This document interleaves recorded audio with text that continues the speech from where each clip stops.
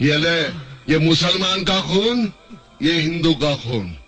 बता, इसमें मुसलमान का कौन सा, हिंदू का कौन सा? बता।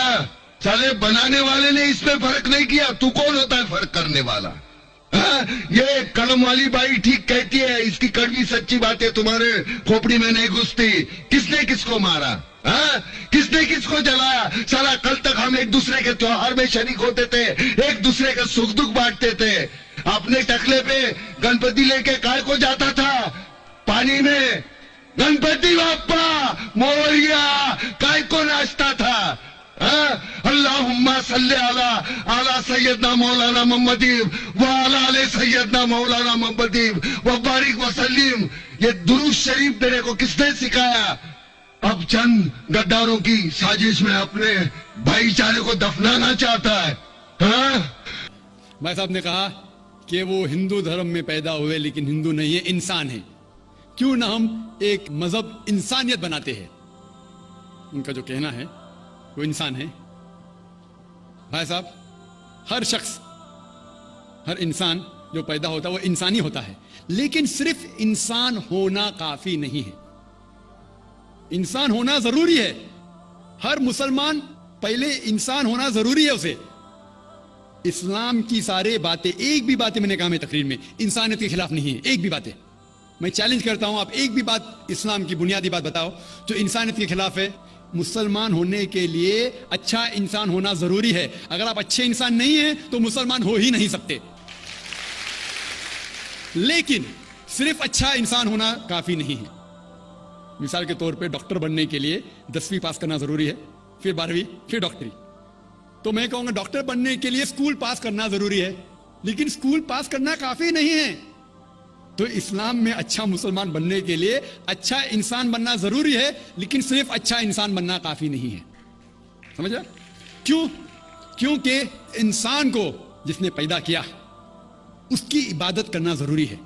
जिसने आपको पैदा किया, जिसने आपको पैदा किया, उसकी अगर आप इबादत नहीं करेंगे तो इंसानियत के नाम पे कलंक है। आप कहते हैं कि मजहब, जितने मजहब है सब भेदभाव पैदा करता है, नफरत पैदा करता है। आपने कहा, शंकराचार्य ने बिल्कुल सही कहा। शंकराचार्य ने क्या, कोई भी मजहब नहीं सिखाता कि आपस में भेदभाव करना। उनकी भी स्टडी है, मेरी भी स्टडी, आपकी भी स्टडी है।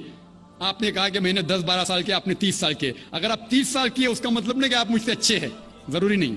मैंने नहीं कहा कि आपने कहा, मैंने ये भी नहीं कहा कि आपने कहा। मैंने कब कहा कि आपने कहा? मैं कह रहा हूं।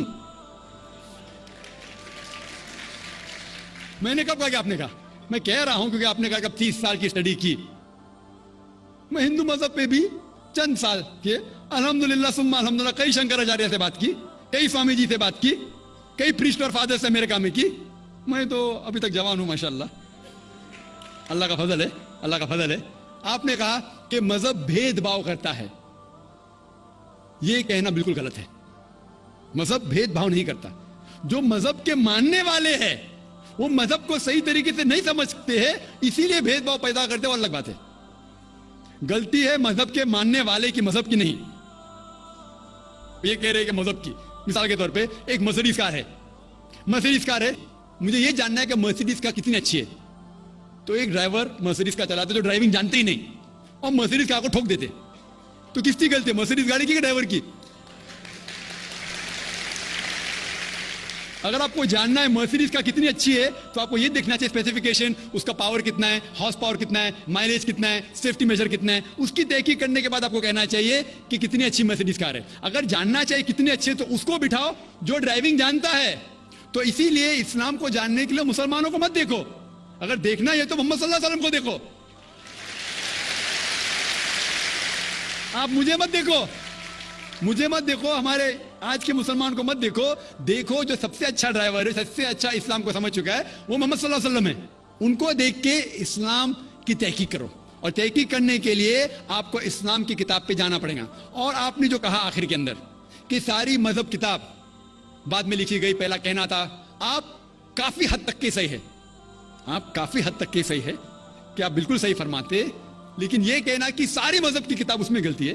अक्सर मजहब कितने किताब है, वेद हो, उपनिषद हो, बाइबल हो, ओल्ड टेस्टामेंट हो, न्यू टेस्टामेंट हो, आपने कहा मूसा अलैहिस्सलाम से लेके वहां से था, लेकिन आखिर में जो आपने गलती की मोहम्मद सल्लल्लाहु अलैहि वसल्लम वहां गलती की, आखिर में आके आप अटक गए, आखिर में आके फंस गए। आपने शायद इस्लाम का मुताला सही तरीके से नहीं किया होगा, आपने शायद अरुण शुरू की किताब पढ़ी होगी।